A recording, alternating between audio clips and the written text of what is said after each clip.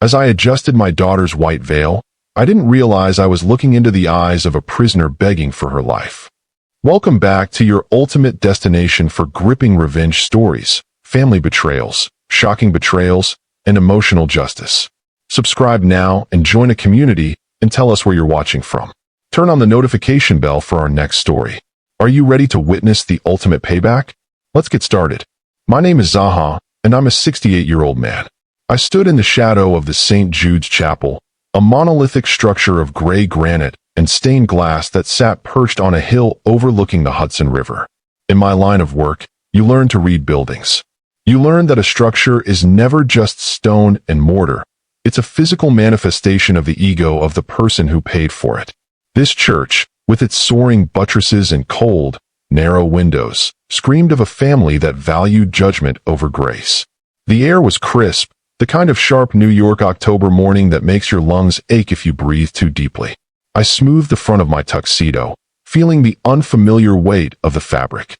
It was a bespoke suit, a gift from my new son-in-law, Christopher. He'd sent his personal tailor to my cramped apartment in Queens 3 weeks ago. The tailor had looked at my sagging shoulders and my slightly bowed legs, the result of 40 years spent climbing scaffolding and walking steel beams, with a pity that made my teeth ache. "We shall make you look like a patriarch, Mr. ZAHA," the tailor had said in a clipped accent. But as I looked at myself in the gilded mirror of the vestry, I didn't see a patriarch. I saw an old man who was being dressed up like a doll to fit into a stage play he hadn't auditioned for.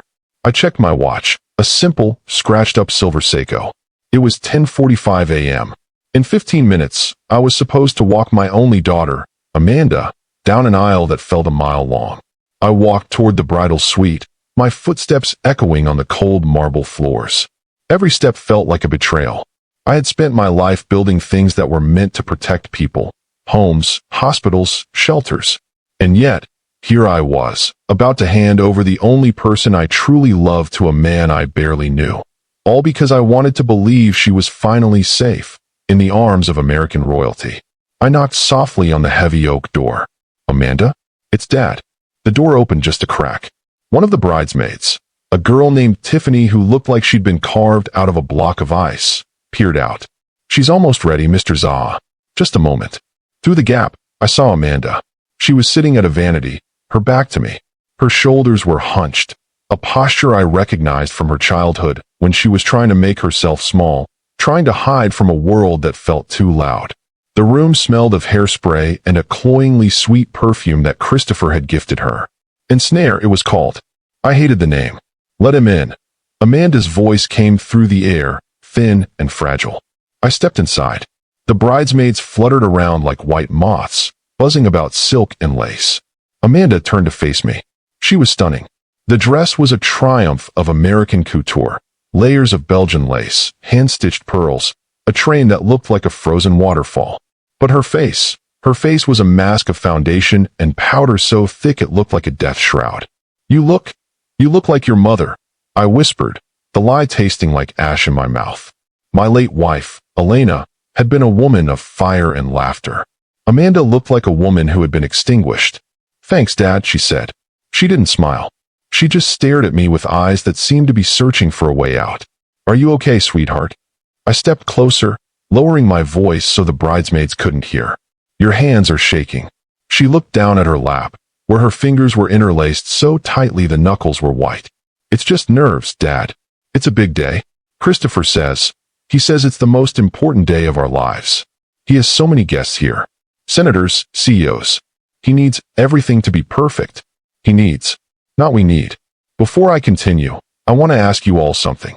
Have you ever seen a loved one changing before your eyes, becoming a shadow of themselves, and you stayed silent because you didn't want to ruin their happiness?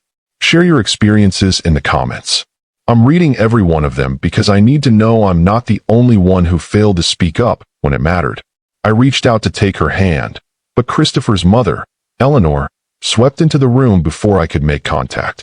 Eleanor was a woman who didn't walk. She colonized space. She was draped in navy silk and ropes of pearls that looked like they could double as a garrote. "ZAHA," she said, nodding at me as if I were a gardener she'd forgotten to pay. "The groomsmen are in position. Christopher is waiting." We must maintain the schedule. The bishop doesn't like to be kept waiting.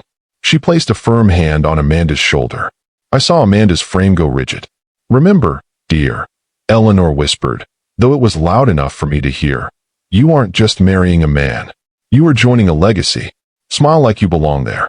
Legacy. The word felt like a prison sentence. I was escorted out to the vestibule. The guests were arriving now, a sea of black ties and designer gowns. Christopher's world. The American elite. They looked at me with a polite, distant curiosity. To them, I was the immigrant success story, the man who came here with nothing and built a firm, but who still carried the scent of sawdust and concrete on his skin. I didn't belong in their world of soft hands and whispered secrets. Then I saw him. Christopher. He was standing at the far end of the chapel, bathed in the multicolored light of the stained glass. He was laughing with his best man, a shark-faced lawyer from his father's firm. Christopher was the pinnacle of the American dream, athletic, wealthy, and possessed of a charm that felt like a polished blade. He saw me and signaled a thumbs up. It was a gesture of triumph, not of kinship. As I stood there, waiting for the music to begin, my mind drifted back to the first time Amanda brought him home. It was a year ago. He'd arrived in a car that cost more than my apartment. He was polite. He was articulate. He knew exactly which wine to bring. But as an architect, I've always been obsessed with what lies beneath the surface. I noticed how he corrected her when she spoke. I noticed how he moved his chair just a little too close to hers, not in a way that felt romantic, but in a way that felt like he was closing off her perimeter. I told myself I was being a protective father. I told myself I was jealous that someone was taking her away. I told myself I was wrong. The organ music swelled, a thunderous, intimidating sound that shook the very floorboards. The doors to the chapel swung open, and the congregation stood as one. Ready, Dad? Amanda whispered. She was standing beside me now, the bouquet of white roses trembling in her grip. Whenever you are, I said. We began the walk. The father-daughter dance before the dance. Every eye was on her. I felt the weight of her hand on my arm, not a resting weight, but a gripping one. She was holding on to me as if I were a buoy in a storm. As we passed the 10th pew, I saw Christopher's father, the senator. He was leaning back, an arrogant smirk on his face, looking at my daughter as if she were a piece of legislation he'd finally pushed through. I looked at Christopher. He was watching us approach. His eyes were fixed on Amanda, but they weren't filled with the misty-eyed wonder of a groom. They were cold, calculating. He looked like a man who had just won a very expensive bet. When we reached the altar, I performed the ritual. I took her hand and placed it in his. The moment their skin touched, Amanda's eyes flickered to mine. It was a split second of pure, unadulterated terror. It was the look of a person standing on the edge of a cliff, feeling the wind at their back. I give my daughter to be married to this man, I said, my voice sounding like gravel under a boot. I sat down in the front row. The ceremony began. The bishop's voice was a drone, a rhythmic chanting of tradition and law. I stared at the back of Christopher's head. I noticed a small detail, the way he squeezed Amanda's hand. It wasn't a gentle squeeze. Her fingers were turning red under the pressure of his grip. She tried to pull back, just an inch, and I saw his thumb press down hard into the delicate webbing of her hand. My blood began to simmer, a low, slow heat that I hadn't felt in decades. I looked around the chapel. It was a masterpiece of construction, but as I sat there, I started to see the flaws. A crack in the plaster near the ceiling, a slight tilt in the altar, a rot in the wood of the pews. The ceremony ended with a kiss that felt more like a claim than a celebration. The happy couple turned to face the crowd. Christopher raised Amanda's hand in the air like a trophy. The applause was deafening. As they walked back down the aisle, the recessional music blaring, they passed my seat. Amanda stumbled. It was a small trip, her heel catching on the hem of her massive dress. Christopher didn't catch her. He kept walking, his arms stiff, pulling her forward. She reached out her free hand to steady herself against my shoulder as she passed. In that 1 second of contact, she didn't just touch me. She shoved something into the pocket of my tuxedo. It was a sharp, frantic motion. I sat there, frozen, as the rest of the wedding party filed out. The chapel emptied, the scent of incense and expensive flowers lingering like a ghost. I was alone in the front row. I reached into my pocket. My fingers brushed against a small, crumpled piece of paper. It felt heavy, like lead. I pulled it out. It was a torn scrap of the wedding program, the part that listed the vows of eternal devotion. On the back, in smudged, frantic ink, were 3 words that changed my life forever. 3 words that turned a 68-year-old retired architect into a man with a singular, violent purpose. Dad, help me. I stared at the note until the letters blurred. My name is ZAHA. I have spent my life building things to last. But as I stood up in that empty, hollow church, I realized that some things are built only to be destroyed. Christopher had spent millions on this wedding. He had spent years crafting this facade. He had the money, the power, and the name. But I had the truth. And I had a set of skills he couldn't even imagine. I walked out of the church and into the bright, blinding New York sun. The reception was waiting. The revenge was beginning. The reception was held at the Sterling Estate, a sprawling 30-acre fortress of manicured lawns and high stone walls overlooking the Hudson. It was a masterpiece of Georgian architecture, symmetrical, imposing, and utterly devoid of soul. As I pulled my modest sedan into the line of luxury SUVs and Italian sports cars, the valet looked at me as if I were a delivery driver who had lost his way. "Name?" he asked, his voice dripping with practiced boredom. "ZAHA," I said, my voice projecting a steel I didn't know I still possessed. "Father of the bride." His posture corrected instantly. "Of course, sir. Right this way." I walked toward the massive white tent erected on the west lawn. It was a cathedral of silk and fairy lights, pulsating with the rhythmic thrum of a jazz band. Hundreds of people were laughing, clinking crystal glasses filled with vintage champagne, and eating hors d'oeuvres that cost more than my monthly Social Security check. I moved through the crowd like a ghost. I didn't want the champagne. I didn't want the small talk. My hand was shoved deep into my pocket, my thumb rubbing against the jagged edge of Amanda's note. "Dad, help me." Those 3 words were a blueprint. They told me that the structure of this marriage wasn't just flawed, it was a prison. I spotted Christopher at the center of a circle of men in charcoal suits. He was holding a glass of scotch, his head tilted back in a theatrical laugh. He looked like the king of the world. Beside him, Amanda stood like a decorative statue. Her eyes were glazed, staring at a point somewhere over the horizon. Every time Christopher laughed, he would tighten his grip on her waist, pulling her closer until her hip was bruised against his. "ZAHA, there he is." Christopher's voice boomed across the tent as he spotted me. The circle of men parted like the Red Sea. The man who gave me his greatest treasure. He stepped forward and clamped a hand on my shoulder. It was a power move, a physical assertion of dominance. He was younger, taller, and richer, and he wanted me to feel every inch of that disparity. "Quite a party, Christopher," I said, keeping my face a mask of polite indifference. I looked at Amanda. "Sweetheart, can I have a moment with you? A father-daughter tradition before the formal dances start." Christopher's smile didn't reach his eyes. "We're actually on a very tight schedule, ZAHA. The senator is about to give his toast, and then we have the cake cutting. Timing is everything in a merger, a wedding." "5 minutes," I said, my voice dropping an octave. "I think the man who raised her deserves 5 minutes. A flicker of annoyance crossed Christopher's face, a crack in the porcelain. He looked at Amanda, his gaze a silent warning. 5 minutes, then. Don't get her dress dirty, old man." I led Amanda away from the noise, toward the edge of the estate where the stone wall met the cliffside. The wind off the river was cold, whipping her veil around her like a shroud. Once we were far enough away that the music was a dull hum, I stopped. I didn't speak. I reached into my pocket and held out the note. Amanda's breath hitched. She looked at the paper, then at the sprawling mansion behind us, then finally at me. The mask she had been wearing all morning shattered. Her eyes filled with tears that she refused to let fall. "He's going to kill me, Dad," she whispered, her voice barely audible over the wind. My heart didn't just break, it hardened into a weapon. "Tell me everything. Fast." "It's not just the temper," she said, her words coming out in a frantic rush. "It's the control. He's been tracking my phone, my car. He has a room in the basement of the new house. He calls it the archive. He's been collecting things on you, on our family. He said if I ever left, he'd use his father's connections to make sure you died in a state prison for financial irregularities in your old firm. He's framed you, Dad. He has the documents." The level of calculation was staggering. This wasn't just a marriage, it was a hostile takeover. Christopher hadn't married Amanda for love. He had married her because she was the perfect leverage against me. Why? Because 10 years ago, I had sat on the zoning board that rejected his father's bid for a corrupt development project.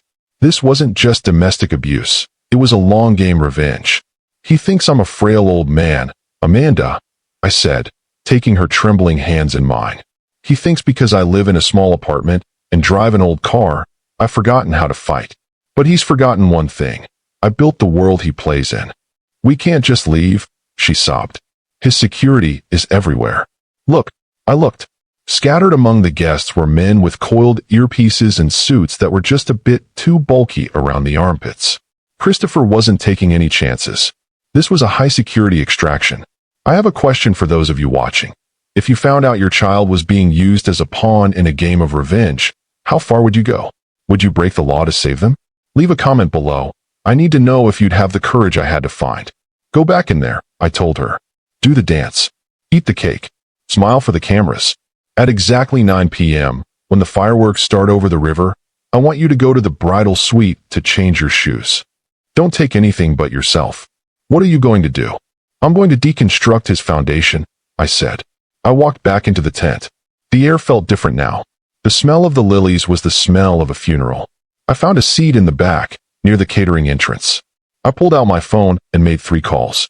The first was to a man named Miller, an old structural inspector I'd known for 30 years. He owed me his life after I pulled him out of a collapsed trench in '94. The second was to a private investigator who specialized in digital forensics. The third was to a contact in the local precinct who still remembered when the senator tried to have him fired for a DUI stop. As the sun began to set, the reception shifted into a higher gear. The toast began. Christopher's father, the senator, stood up. He was a man made of silver hair and lies. He spoke about family values and the joining of 2 great American houses. Every word was a polished stone thrown at my daughter. I watched Christopher. He was leaning back, looking at Amanda with a smirk that made my skin crawl. He thought he had won. He thought he had the ultimate leverage. He had the documents to ruin me, and he had my daughter as a hostage to ensure my silence.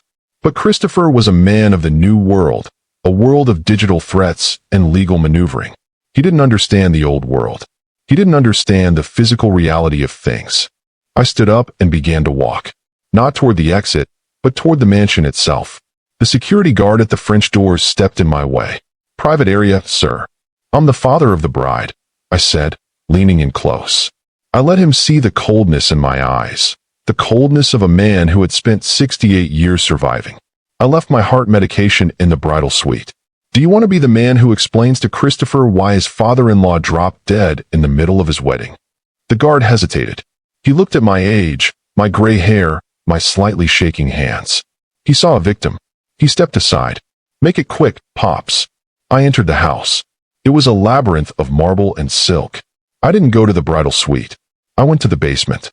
My architectural mind mapped the house as I moved. I knew where the load-bearing walls were. I knew where the server room would be. Cool air, the hum of fans, the smell of ozone. I found it behind a heavy, reinforced door. Christopher was arrogant. He used a simple keypad lock, a date. I tried Amanda's birthday. Nothing. I tried the wedding date. Click. Inside the room, the walls were lined with monitors and black boxes. This was the nerve center of Christopher's empire. I saw the archive Amanda had mentioned. A series of physical folders and hard drives. I didn't have time to look through them all. I didn't need to.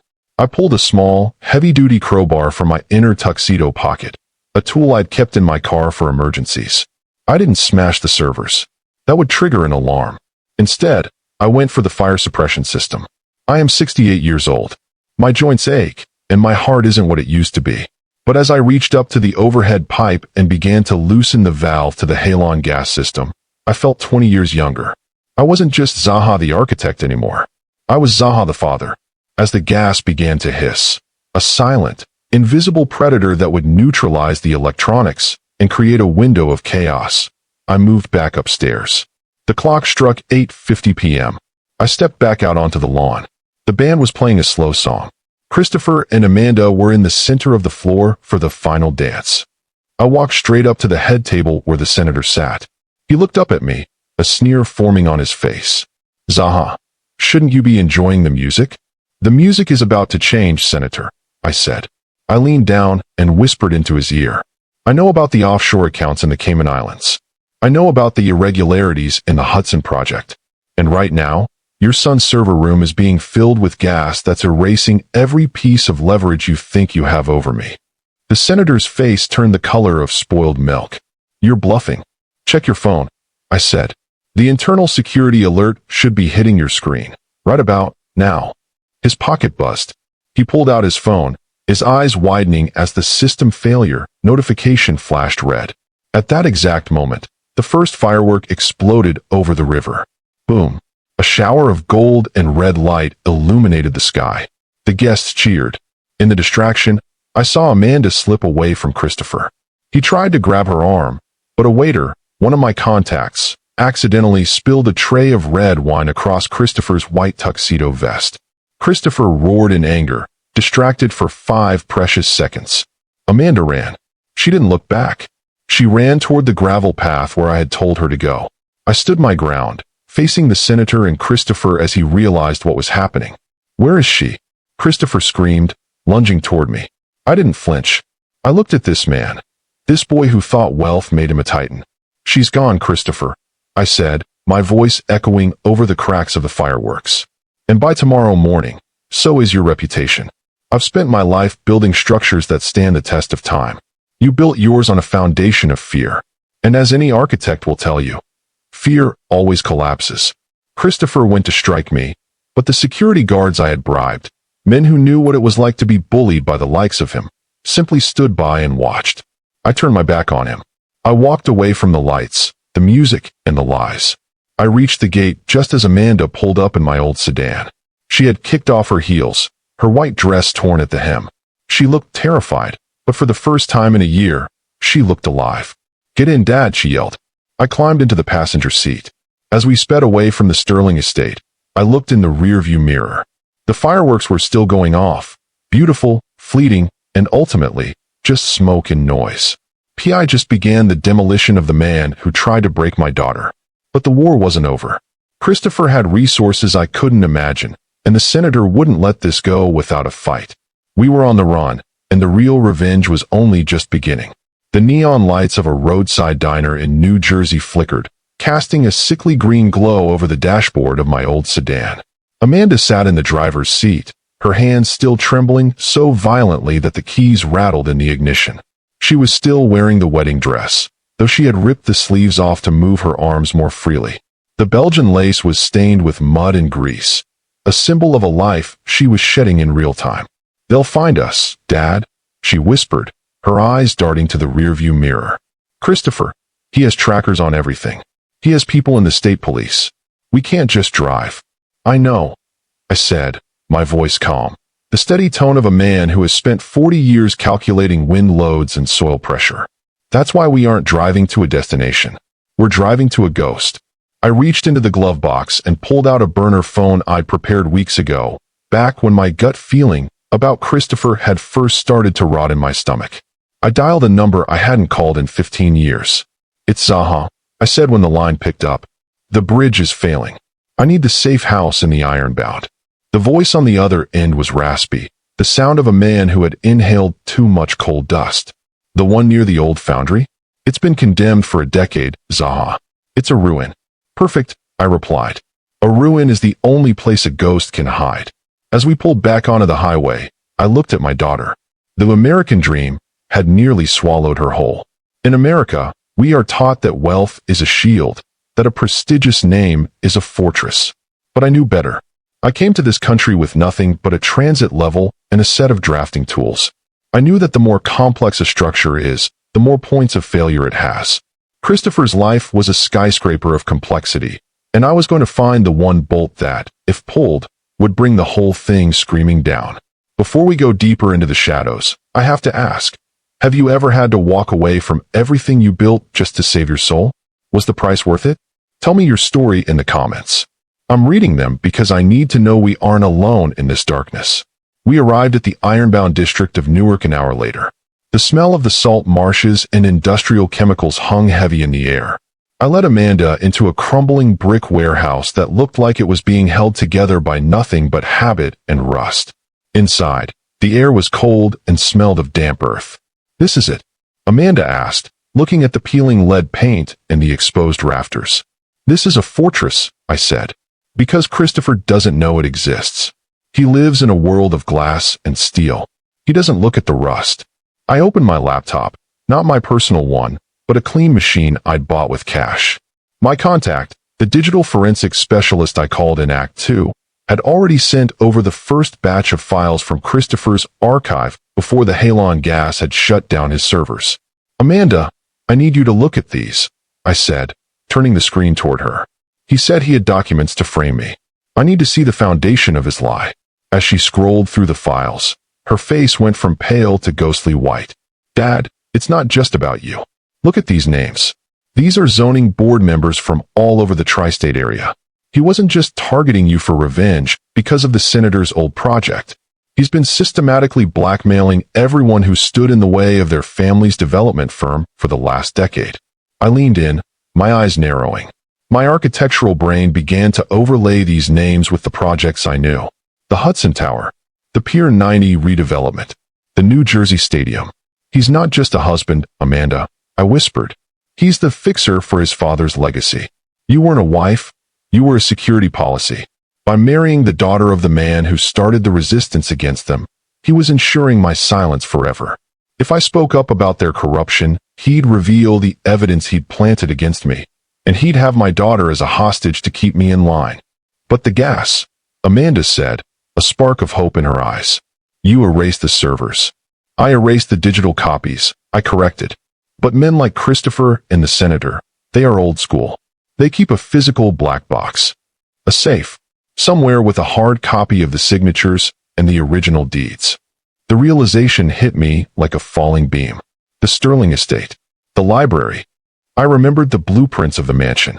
I had studied them while Amanda was dating him, pretending to be interested in the history of the house. There was a discrepancy in the square footage of the library versus the external wall measurements. A gap of about 4 feet. A hollow space. "He has a vault," I said, "and that's where the revenge ends."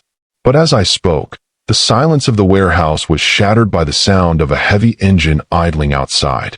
A black SUV pulled into the alleyway, its headlights cutting through the grime of the warehouse windows like searchlights. "How?" Amanda gasped, backing away from the window. "You said he couldn't find us." I looked at the burner phone. It was silent. Then I looked at Amanda. My eyes drifted to the beautiful, diamond-encrusted necklace Christopher had given her as a wedding gift. It was a heavy, platinum piece that sat tight against her throat. "The necklace," I hissed. "The clasp. It's not just a diamond, Amanda. It's a GPS transponder." Before she could reach for the clasp, the warehouse door was kicked open with a thunderous bang. 2 men in tactical gear stepped in, followed by Christopher. He was no longer the polished groom. His tuxedo was ruined, his hair was disheveled, and his face was twisted into a mask of pure, unadulterated rage. He held a suppressed pistol in his hand, the barrel pointed directly at my chest. "You really thought you could outsmart me, ZAHA?" Christopher spat, his voice echoing off the brick walls. "An old man who spends his days looking at rotting wood and rusted iron? You thought you could take what's mine." "She was never yours, Christopher," I said, stepping in front of Amanda. "A person isn't a structure you can own. In this country, everything is a structure you can own if you have enough zeros in your bank account," Christopher countered. He moved closer, the light from the SUV behind him making him look like a demon. "The senator is already calling in favors. By tomorrow morning, you'll be wanted for the kidnapping of my wife and the domestic terrorism of my estate. I'll be the grieving husband. You'll be the crazy immigrant father who snapped." He looked at Amanda, his eyes softening into something even more terrifying than his rage. "Come here, Amanda. Take off that filthy dress, put the necklace back on, and we can still make the honeymoon flight. I'll tell them you were in shock. I'll forgive you." Amanda stood tall. She didn't hide behind me this time. She stepped to my side, her hand gripping my arm. "I'd rather die in this ruin than live one more second in your palace, Christopher." Christopher's face went cold. He raised the gun. "That can be arranged." "Wait." I didn't move. I didn't plead. I did what I've always done when a structure is about to collapse. I looked for the pressure point. "You shouldn't have come here yourself, Christopher," I said, my voice dropping to a low, dangerous rumble. "Why? You going to hit me with your cane, old man?" "No," I said. "But you're standing on a grade 4 industrial floor that hasn't been inspected since 1972. And I know exactly where the support columns were removed to make room for the loading docks." I reached behind me and grabbed a heavy iron pry bar I'd leaned against the wall. But I didn't swing it at him. I swung it at a rusted, pressurized steam valve sticking out of the wall, a remnant of the old foundry's heating system. Clang! The valve shattered. A deafening roar of white steam exploded into the room, creating an instant, blinding curtain between us and Christopher. "Run!" I yelled. We didn't run for the door. Christopher's men were there. We ran for the freight elevator, a cage of iron mesh that led to the basement. I slammed the gate shut and pulled the lever.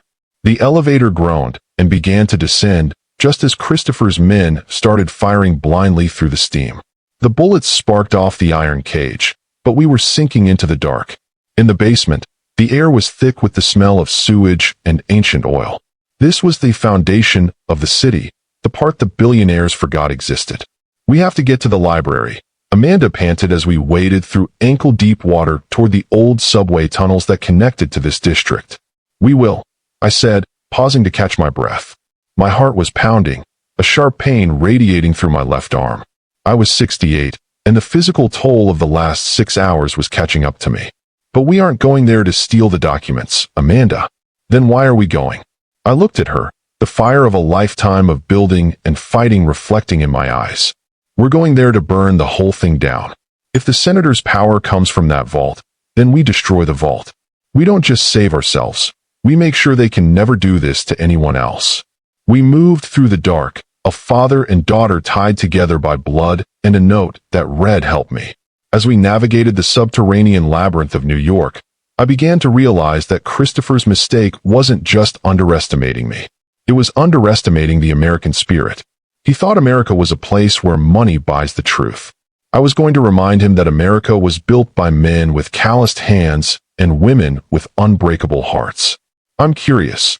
Do you believe that some systems are so corrupt they can't be fixed, only destroyed? Are you rooting for ZAHA to take the whole family down? Let me know in the comments. The climax is coming." We emerged 2 hours later, 3 miles away, near a construction site I had managed 20 years ago. I knew the night watchman. I knew where the keys to the heavy equipment were kept. I looked at the time. 3 a.m. The Sterling estate would be crawling with security, but they would be looking for us at the gates. They wouldn't be looking at the riverbank. They wouldn't be looking for a 68-year-old man in a stolen excavator. "Dad, what are you doing?" Amanda asked as I climbed into the cab of a massive yellow machine. "I'm an architect, Amanda," I said, the engine roaring to life beneath me. "And sometimes, the only way to fix a house is to clear the lot." The rising tension had reached its peak. The investigation was over. We knew who they were. We knew what they had. Now, it was time for the demolition. Christopher had turned my daughter's wedding into a prison. I was going to turn his father's legacy into a graveyard of broken stone. The Sterling estate sat under the pale, pre-dawn light of the Hudson Valley like a sleeping beast. To the world, it was a monument to American achievement. But as I sat in the cab of the stolen 30-ton excavator, idling in the dense tree line of the neighboring lot, I saw it for what it truly was. A hollow shell built on the suffering of others. Amanda sat beside me in the cramped cab, her white wedding dress now a smudge of charcoal and grease. She was holding a heavy-duty flashlight and a tablet she'd managed to keep from the warehouse. Her face was set in a mask of grim determination. She didn't look like a victim anymore. She looked like a ZAHA. "The security patrols are concentrated on the main drive and the riverfront," she whispered, pointing to the glowing map on the tablet. "Christopher thinks we're trying to sneak back in. He doesn't think we're going to walk through the front door." "I'm not walking through the front door, sweetheart," I said, my hand gripping the hydraulic levers. "I'm making a new one." The plan was a calculated gamble. The vault I had identified in the library sat behind the north-facing wall of the mansion. That wall was a non-load-bearing facade made of imported Italian limestone. It looked impenetrable, but to an architect, it was a curtain. If I could breach that wall and gain access to the physical hard drives and the black box of documents, the senator's power would evaporate before the sun hit the horizon. But I knew Christopher wouldn't be hiding in the cellar. He would be in that library, waiting for the digital dust to settle, trying to salvage what he could from the archive. I had gasped. I have to ask you, before the first blow falls, when you have nothing left to lose, does that make you a victim, or does it make you the most dangerous person in the room? Tell me what you think in the comments. I felt more alive in this moment than I had in 30 years. I pushed the levers forward. The massive steel tracks of the excavator bit into the manicured turf of the estate, tearing up the $100,000 lawn like it was cheap carpet. I didn't turn on the lights. I moved by the silhouette of the house against the graying sky. The engine roared, a guttural, industrial scream that shattered the silence of the Hudson. "Dad!" "Security!" Amanda shouted. Two black SUVs came racing across the lawn, their high beams blinding us. I didn't stop. I swung the massive steel bucket of the excavator, catching the first SUV in the side. The impact was sickening, a crunch of expensive German engineering and shattering glass.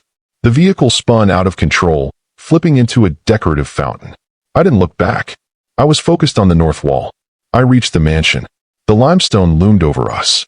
I raised the excavator's arm, the hydraulic fluid hissing like a predatory snake.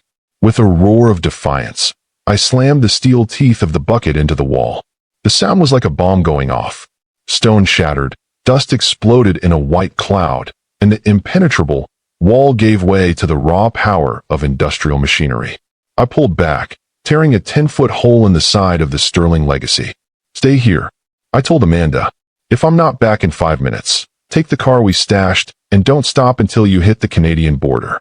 "I'm not leaving you, Dad. This is the foundation, Amanda. I have to be the one to pull the bolt." I jumped from the cab, my 68-year-old knees screaming in protest as I hit the ground.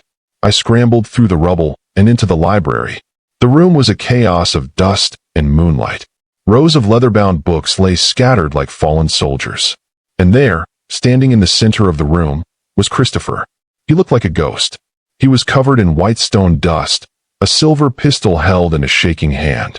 Behind him, the hidden vault door, a slab of brushed steel, stood partially open. He had been trying to empty it when I struck. You crazy old bastard," Christopher coughed, the dust making his voice thin. "You destroyed it. You destroyed everything." "I haven't even started," I said, stepping over a pile of ruined first editions. "I'll kill you, ZAHA. I'll kill you and tell the world you attacked us. I have the senator. I have the police.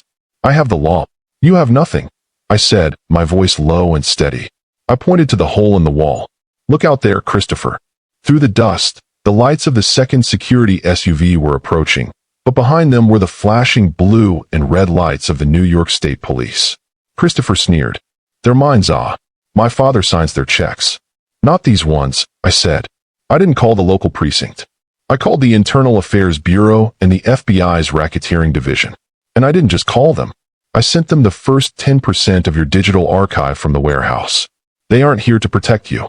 They're here to secure the evidence in that vault. Christopher's face went from rage to a hollow, terrifying realization. He looked at the open vault, then at the gun in his hand. He was a cornered animal, and cornered animals are at their most lethal. "I'm taking you with me," he hissed, leveling the gun at my head. I didn't move. I am 68 years old. I have lived a full life. If my death was the price for Amanda's freedom, it was a bargain I was willing to make. "Then pull the trigger," I said. "But know this. Every second you spend looking at me, the window for your escape is closing. Your father is already being detained at his Manhattan penthouse. You're the only one left to take the fall." The gun steadied. Christopher's finger tightened on the trigger. Bang! The sound echoed through the library, but it didn't come from Christopher's gun. Christopher spun around, a look of shock on his face as a heavy glass decanter shattered against the side of his head.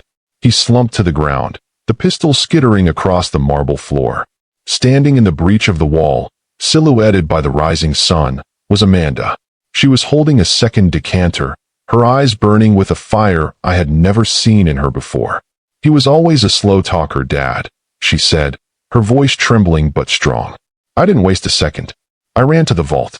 Inside were the physical hard drives, the ledgers, and the signed loyalty oaths the senator had extracted from city officials. This was the dark heart of the American dream, and I grabbed it all, shoving the drives into a heavy canvas bag. We turned to leave, but Christopher wasn't unconscious. He groaned, reaching for the gun. "ZAHA," he wheezed, blood trickling down his face. You can't win. My family, we're the ones who build the world." I paused at the edge of the rubble. I looked back at the man who had tried to break my daughter, the man who thought he could own the soul of a ZAHA. "You don't build the world, Christopher," I said. "You just live in the houses men like me build. And when the architect decides the structure is unsafe, he condemns it." I kicked the gun out of his reach and led Amanda out through the ruins of the wall. The sun was finally cresting the hills, turning the Hudson River into a ribbon of molten gold. The police were swarming the lawn, but they weren't aiming their weapons at us. They were moving toward the house, toward Christopher, and toward the evidence that would dismantle a political dynasty. As we walked toward the edge of the property, I felt the weight of my 68 years. My chest ached, my breath was short, and I knew that the ZAHA, who built skyscrapers, was gone forever. But as Amanda leaned her head on my shoulder, her white dress now a badge of survival, I realized I had built the most important structure of my life. I had built a future for my daughter. Do you believe that sometimes you have to break the law to find justice? Was ZAHA right to use the excavator, or did he go too far? Share your final thoughts on the climax in the comments. The Sterling estate was no longer a fortress. It was a crime scene. And as the sirens wailed and the sun rose higher, I knew that the revenge was complete. Not because we had killed them, but because we had exposed them. In America, the only thing more powerful than money is the truth. And the truth was now in the hands of the law. The dust from the Sterling estate had long since settled by the time the first snow of November began to fall over the small coastal town in Maine. It was a different kind of cold than the sterile, biting air of that October wedding. This cold was clean. It smelled of salt, pine needles, and the wood smoke drifting from the chimney of the modest cottage I had spent the last month renovating. For the first time in my life, I am not looking at blueprints for a skyscraper. I am looking at the grain of a cedar plank, making sure the porch I'm building is level enough for a rocking chair. The aftermath of the demolition at the Hudson, as the newspapers called it, had been a whirlwind of legal fire and public reckoning. The evidence I'd pulled from that vault, the physical hard drives and the ledgers, had acted like a structural failure in a bridge. Once one piece gave way, the entire system collapsed. The senator had been indicted on 34 counts of racketeering and extortion. Christopher, facing a mountain of domestic abuse charges and conspiracy to commit fraud, had attempted to flee the country but was intercepted at Teterboro Airport. But I didn't care about the headlines. I cared about the silence. Before I finish our story, I want to ask you, after the storm passes, what is the first thing you would build? A new home? A new dream? Or just a new version of yourself? Leave your final comment below. I've read them all, and they've kept me going. I heard the screen door creak open behind me. I didn't need to turn around to know it was Amanda. I could tell by the rhythm of her footsteps, steady, grounded, no longer the frantic, light-footed scurry of someone walking on eggshells. "Tea is ready, Dad," she said. I set down my hammer and wiped my brow. My hands still shook a little. The 68 years weren't going anywhere, but the tremors weren't from fear anymore. They were just the honest fatigue of a day's work. I walked into the kitchen. It wasn't a marble-floored palace.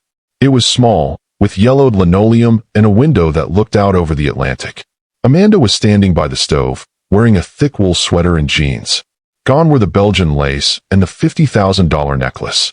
She looked radiant, not because of a stylist, but because the light in her eyes had finally returned.